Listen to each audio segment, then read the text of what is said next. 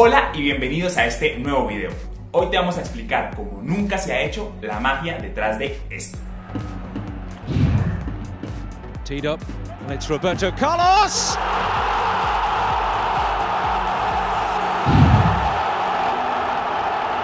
Simply magnificent!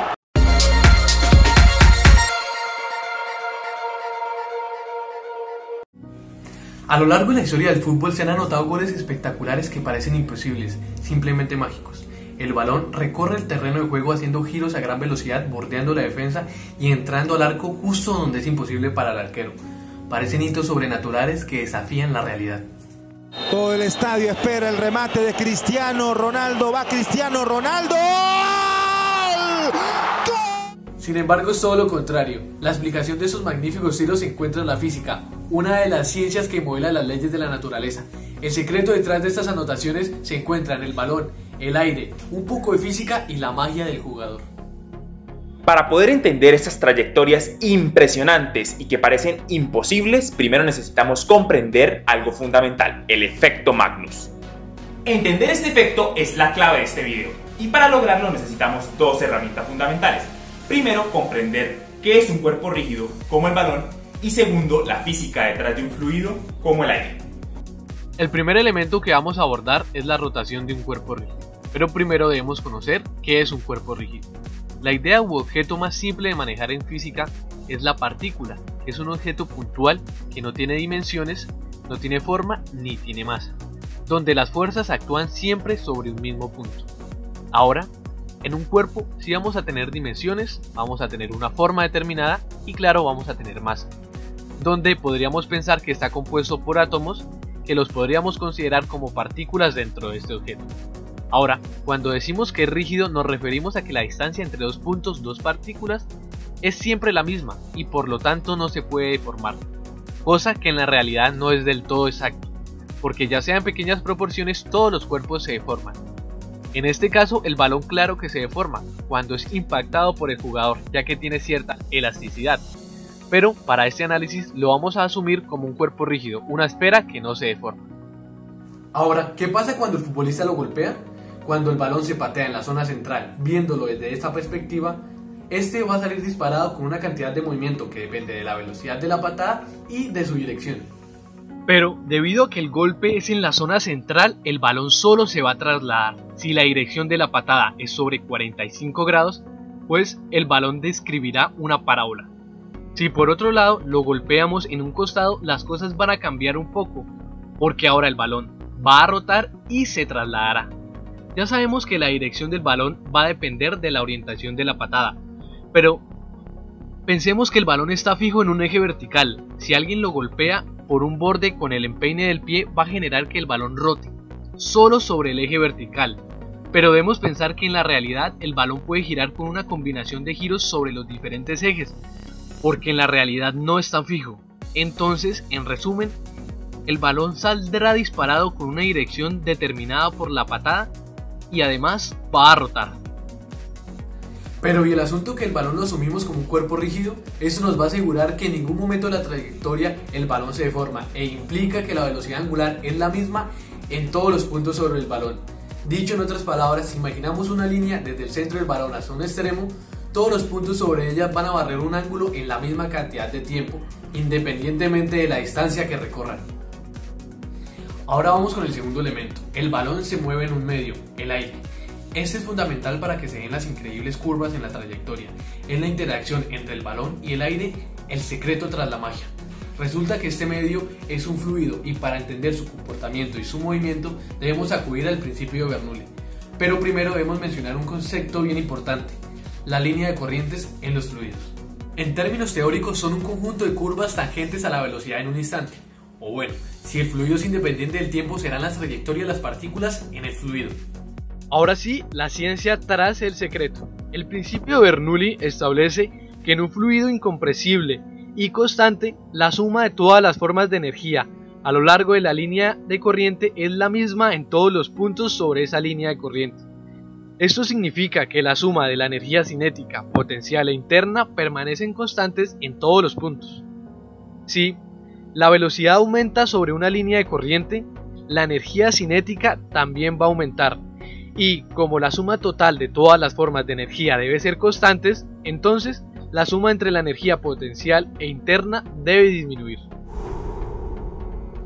Bueno, en un fluido, si las partículas están sujetas a presión y a gravedad, aumentos de la velocidad van a corresponder a disminución de la presión, porque la gravedad es constante. Y a disminución de la velocidad, pues van a ser aumentos en la presión. Y ya no es más, es todo. Para ver en acción el principio, veamos dos ejemplos sencillos que incluso puedes hacer en casa. En algún lado, todos hemos visto un atomizador, como los que están presentes en las buenas lociones francesas. Cuando este se acciona, hay una circulación de aire con una velocidad que será mayor que la del interior del envase.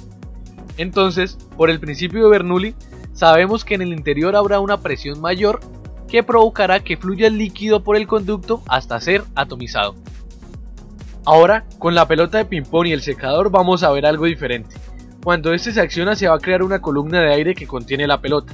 Esto porque al interior de la columna hay una velocidad más grande que en el resto del medio circundante, por lo que se genera una presión mayor al exterior de la columna que contiene la pelota, que incluso para algunas inclinaciones supera la componente de la gravedad. Con estos elementos ya claros, podemos volver a nuestra problemática inicial de analizar el increíble tiro de Roberto Carlos y más que nada entender por qué nos deja a todos con esta cara. Nuestra cara de extrañeza tiene que ver con que estamos viendo algo antiintuitivo para nosotros. Según el ángulo con el que Roberto Carlos impacta el balón, esta debería ser la trayectoria que recorra el esférico. Sin embargo, lo que nosotros vemos en el video es que esta trayectoria se curva y eso nos hace ruido en la cabeza. Para entender un poco más por qué nos resulta tan sorprendente este tiro libre, tenemos que ver la siguiente analogía. Si Roberto Carlos hace ese mismo movimiento en el espacio exterior, en el vacío, lo que hubiera pasado es que el balón hubiera seguido la trayectoria de A a B sin curvarse. ¿Por qué? Por la primera ley de Newton. La única fuerza que está actuando sobre este objeto es el pie, que ya impactó sobre el balón y le demarcó una trayectoria clara que no puede cambiar. Sin embargo, en la realidad vemos que esta trayectoria sí cambia y se curva. Por tanto, debe existir una segunda fuerza que está actuando sobre la pelota a lo largo del recorrido. Esa fuerza se originará producto de la hidrodinámica, es decir, de la interacción del balón con el aire, con los principios que anteriormente explicamos. Si solo es necesario aire y un balón para que se puedan producir las curvas que vemos de Roberto Carlos, ¿por qué no lo vemos siempre en todos los tiros que efectúan los jugadores? Porque necesitamos que el balón rote. Si nosotros aplicamos simplemente un movimiento traslacional como este que estamos viendo, que lo podemos hacer con la zona del empeine del pie sin hacer que el balón gire, lo que va a pasar con el balón mientras se desplaza en el aire es que las líneas de corriente del aire lo van a envolver con una velocidad constante v y esto no va a afectar para nada su trayectoria. En cambio, si hacemos uso de las propiedades de cuerpo rígido que tiene nuestro balón y lo golpeamos con una cierta inclinación para que gire sobre su eje mientras se desplaza con una zona del pie como el borde externo, al igual que Roberto Carlos, lo que pasa es lo siguiente: las corrientes del aire van a bordearlo con una velocidad constante v, pero además el balón va a tener una velocidad de giro W y esa interacción entre el borde del balón girando con el aire es la clave del efecto Magnus. Analizando en detalle lo que pasa en esta interacción, lo que vemos es que las partículas de aire van a desplazarse a lo largo de las líneas de flujo y cuando lleguen a chocar con la superficie del balón, esta va a estar girando en el mismo sentido al movimiento de estas partículas, por lo que al chocar van a transferir velocidad y las partículas de aire van a ir mucho más rápido, lo que va a ocasionar que en la parte superior del balón el aire vaya a mayor velocidad.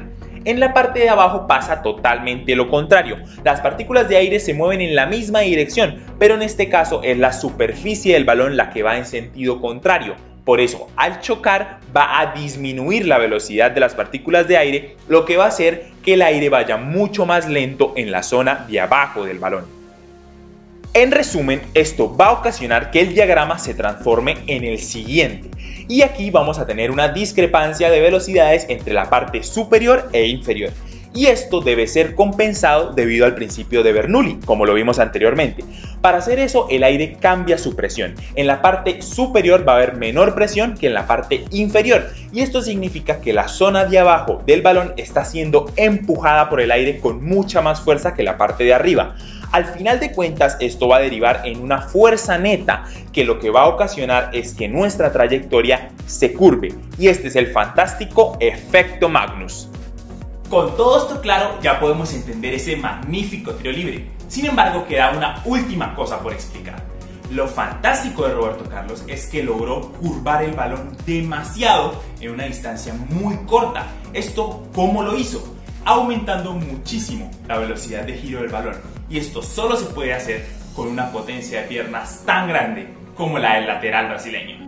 Con todos estos elementos ya puedes entender y comprender los geniales tiros ejecutados por los mejores jugadores de fútbol del planeta en cada tiro libre. Y no solo estos, también comprender el legendario y mítico tiro con chanfle de Oliver Atom. La única diferencia en cada uno de estos casos es la superficie de contacto entre el pie y el balón. Y no solo entender tiros libres, también geniales pases como este del pibe Valderrama, patrocinador de este genial look. Ya saben cuál es el secreto para hacer goles increíbles. Recuerden darle like, suscribirse, activar la campana de notificaciones y muchas gracias por vernos. Hasta la próxima.